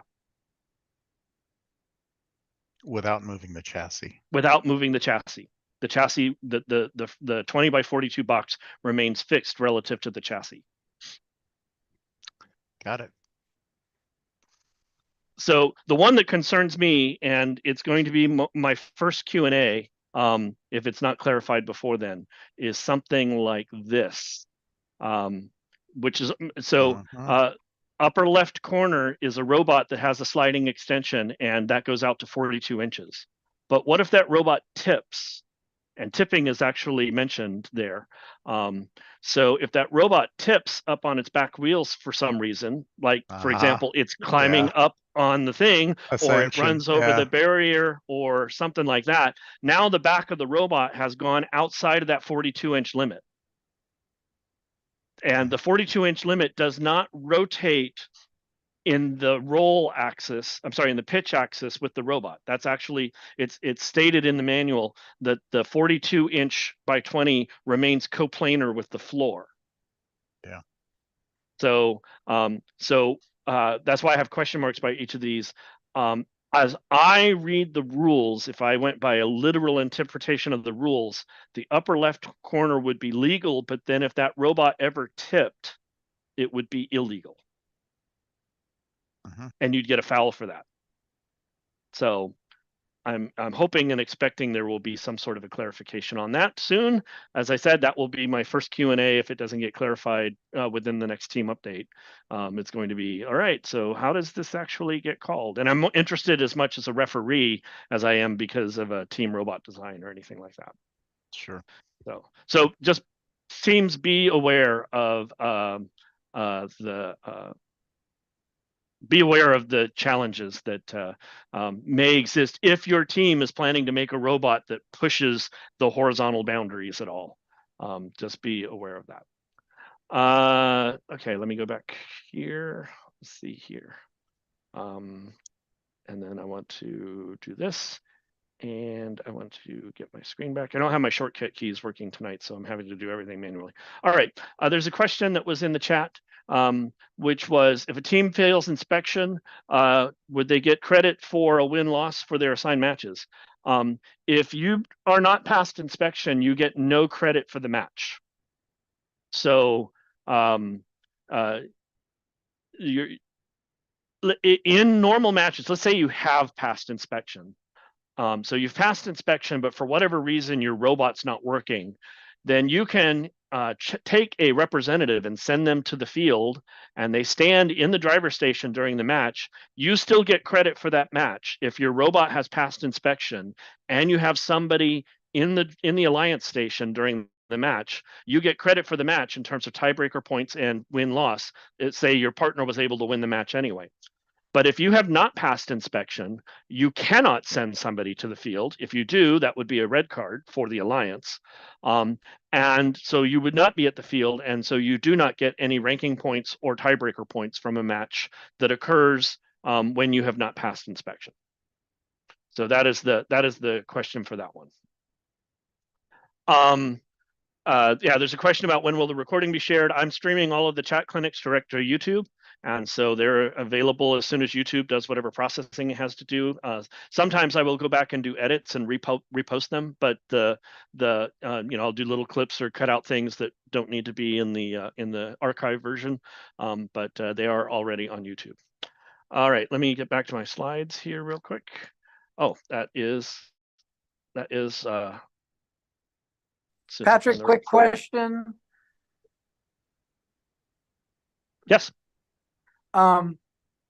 With regards to field robot inspection, so conceivably the matches could start, and maybe somebody had a late thing, and so they were still trying to get through inspection. But what if the inspection that requires field inspection, the fields are now being used?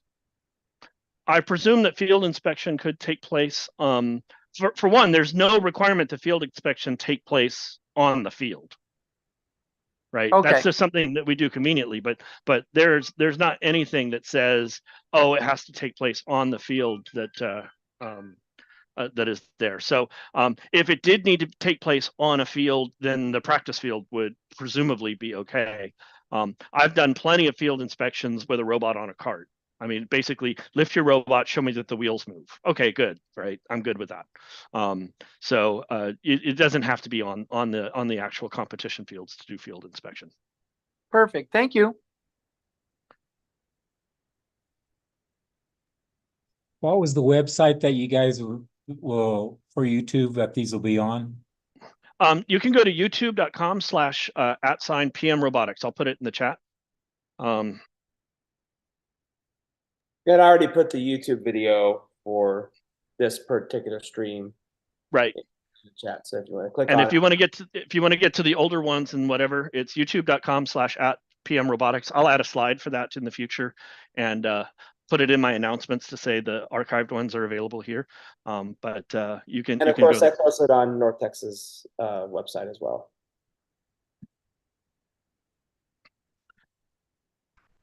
So a lot of ways to get to Rome. Yeah, all roads lead there. Okay, and then there's a question: if the limit of the horizontal expansion mechanism can be limited by software, then does putting software limits under the 42-inch limits during the hanging part put you under the limit? How does the referee know what 42 inches is versus 44 inches if there's a limit in software? So referees are going to be using their best judgment. Right? So if it typically, if you demonstrate it during inspection, and a referee sees it during a match, and they believe that that you went beyond 42 inches, referees are typically told. Erica always gets to override me on this, but when I'm a head referee, let's put it this way, I will tell my referees, when you aren't certain, you err on the side of benefit to the team. Right. So if you ended up going 43 inches instead of 42, then I'm probably not going to call that as a foul. If it looks to me like it's happening every match, I may ask that your robot get re-inspected, and then you would have to be re-inspected before you could play another match. So it really depends. The idea is to keep the horizontal extension limits. It's not that referees will be going out there with a ruler to check, and that if you're a quarter of an inch over, then you're going to get a penalty for it. So it's going to be very much a judgment call sort of thing that happens in the moment, as many things happen to be. But that's what I would expect.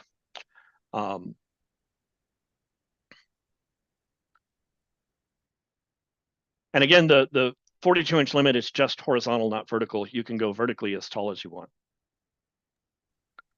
I don't think Erica will be able to agree with you, as her computer is not working. So she is not on the call right now. Well, she can agree or disagree with me like later. She just might not be able to agree or disagree in the moment. But again, it's always up to the head referee at your event gets to make the final call. I can tell you, as a head referee, that's the advice I normally give to my referees at an event. But it's really up to the event. We will see how the horizontal rules play out in the course of the season, and I'm sure there will be more guidance coming from First Tech Challenge over the next few weeks. Okay, that is actually all I had. So basically, for the remainder of the time tonight, we can do open forum and questions. So I'll open the floor up for any questions that people have going forward. It's already like 10 minutes to 9. So thank you for staying on this long. For those of you who have stayed on, I hope you found it helpful. Let me turn off my my thing so you can see me again, and we can do it that way.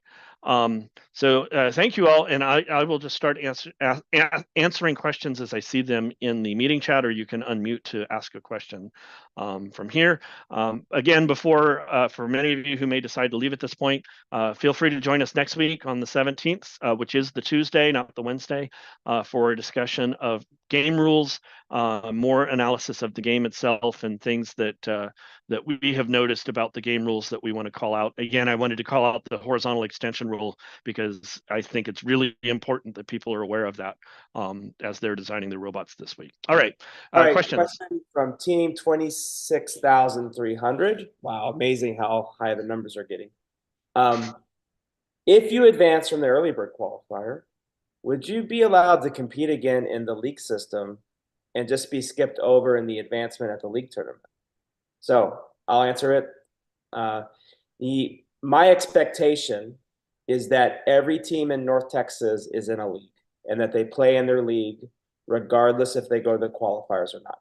That's my expectation for every team in North Texas to be in a league, with the exception of the historical C League teams. They're the only teams who are allowed to not be in a league this year. Everyone is expected to be in a league this year. The early bird qualifier is an additional supplemental event for your team to get direct advancement to the area championship. The fee is probably going to be $175 for the qualifier. Your league dues are $300. And can I answer the advancement question? So if you did advance from the league tournament, from the early bird qualifier, if you did advance from the early bird qualifier, then when you are at your league tournament, you would be skipped over for the advancement for that tournament, because you will have already advanced to the area championship. So we would simply skip you and go on to the next team of the list. Cool. There's a question about league meets. Is it like last year where only the top 10 matches count? The answer is yes. So For those who are new or those who want a refresher on how leagues work, when you are in a league, you play in 3 league meets. Each of those league meets, you play 5 or 6 matches. By the way, I'll just note as an aside, I think we can do 6 this year, like almost all the time, because we can start matches at a specific time. And if some teams aren't ready, okay, right? That's just one match that they didn't get. So 5 or 6 matches, that's up to the league tournament director, the league commissioner, whoever's running the tournament, to decide based on the parameters that they have. And you play 3 meets with 5 or 6 matches per meet, and that gives you a record for your league meets. Your best 10 matches are then used to start you off for the league tournament. So when you start at a league tournament, you take your best 10 matches from the league meets, and those establish your initial ranking at the league tournament, where you play 5 or 6 additional matches that are added to the 10 from your league meets to determine your overall ranking going into the league playoffs. So that's the way that it works. Lon already answered. The same link that you used to register for this week's Zoom clinic, you can use to register for next week's. Give me a day to update the link to the new spot and to get the new Zoom clinic in place. But yes, it will work, which is there. Any other questions from anybody about events? Pretty much anything.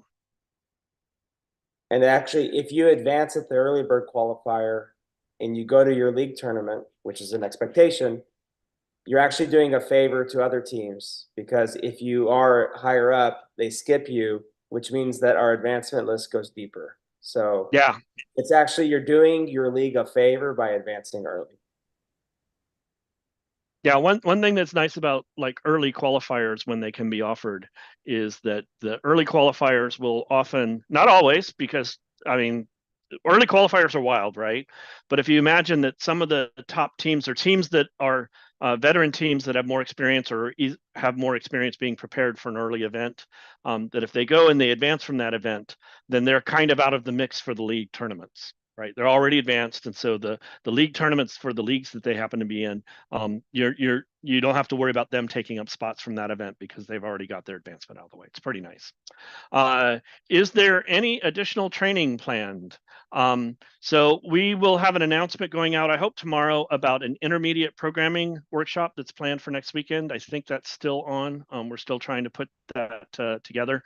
I don't know what other training opportunities there will be for teams or coaches coming up, because the schedule is rapidly filling up, so it's hard to find weekends to do things. But watch the North Texas Google group for those announcements coming out for other training opportunities. Doing training is part of what I try and do with the clinics. So if there are specific topics that people would like to see covered in the clinics, then those can happen. I'm also hoping to find time to start a training series on YouTube, which takes some of the things that I've done in my training workshops and just puts them online as videos.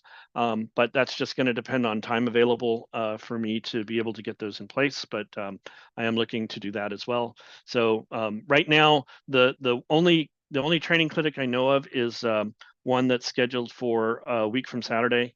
It'll be a 2-day clinic, and that announcement should go out tomorrow, I think. Other clinics will be as we can find the time and space to make them available. I mean, other workshops, in-person workshops, will be as we can find the time and space to make them available. And also, FIRST always offers professional development for the entire world. And they have in-person 2-day trainings where you would have to travel somewhere. Like, for instance, next weekend, I'm going to Los Angeles to do a training. And so they have in-person trainings that are all around the United States, as well as remote trainings where you go into like a 7-day workshop, 2 hours a day online on Zoom, where you're building a robot at home or at school, and you're getting guided on Zoom. So I added the link for the FIRST professional development opportunities.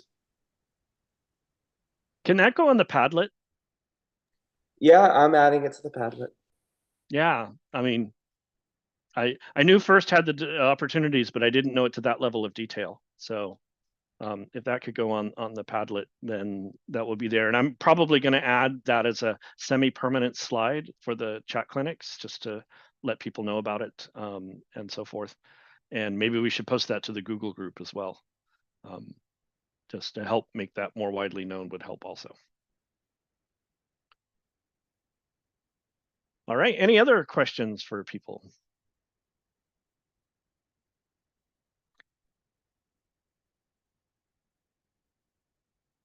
Lon, do you want this question? I'll let you do it. That just came in about signups. Okay, a lot of questions. How long will it be until the signups for the early bird qualifier and leagues are released? So league sign-up will be next week. Registration for early bird qualifier will come after that. I'm not going to prevent teams from being in the early bird qualifier because they join a certain league. So a team could choose to skip their league meet. They could, but to go to the early bird qualifier. Okay. At their own risk, yeah. Or I'll arrange with that team to go to their partner league on another date. So okay. Once again, I will figure that out, and I haven't come up with my criteria yet.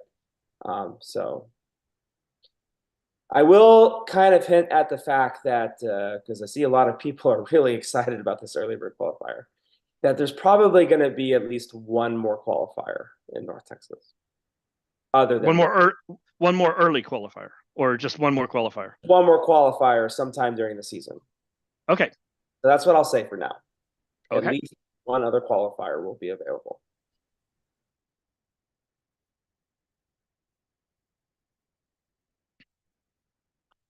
And you heard it first here. And you heard it first. Yeah, be here to hear those. Yeah, we saved that till 9 o'clock to see who would say. One last thing for those who are here, I'm gonna borrow something from my wife. My wife, when she does Zoom meetings and stuff, she asks a question of everybody that I think would be really useful. So if you could, in the chat, put in there into the chat just a number from 0 to 10. How useful was this for you today? Right? 0 is, oh my gosh, this was a total waste of my time. To 10 is, thank you and keep doing them.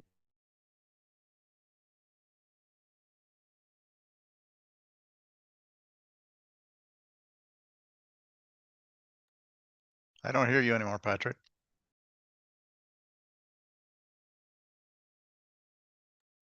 Nope.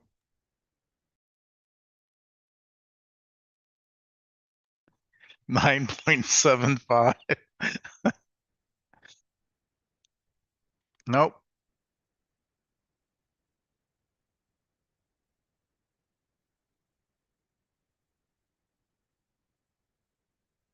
A lot of people are asking a question about where are the dates and venues for the leagues.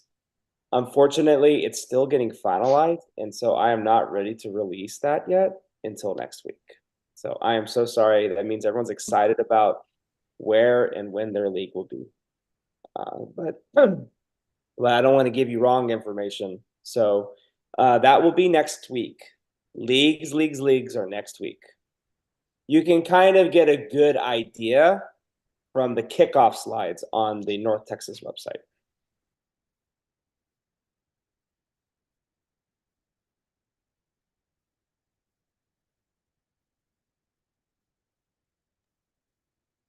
Well, since Patrick's audio isn't working, I believe this should be the conclusion of the workshop, but I will stay on until the last person leaves. And thank y'all for coming out tonight. We know it's a long 2 hours. It's optional, so I don't feel bad about that. But we got a lot of 10s in the ratings, and I appreciate that.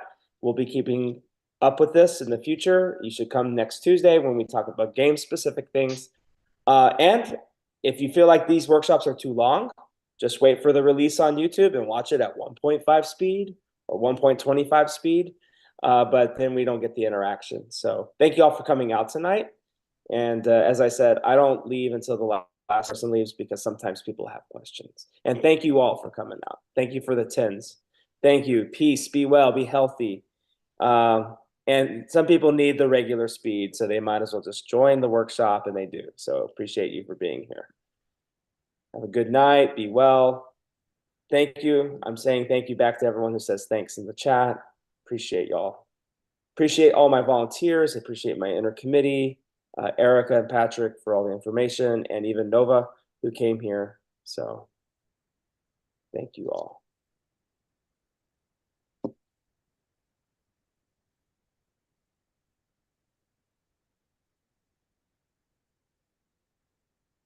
Might want to stop recording.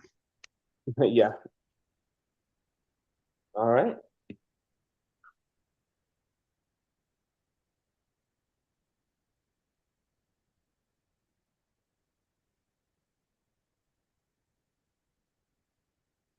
Okay. Lon, if you wanted to check in on anything, let me know if I should hang on longer. Otherwise, we can follow up by email or whatever. Yeah, we can check in. Yes. Like about the getting town view. Mm-hmm. Yeah. How's that? Don't really have a whole lot of news. Principal seemed very interested, but is sort of we've got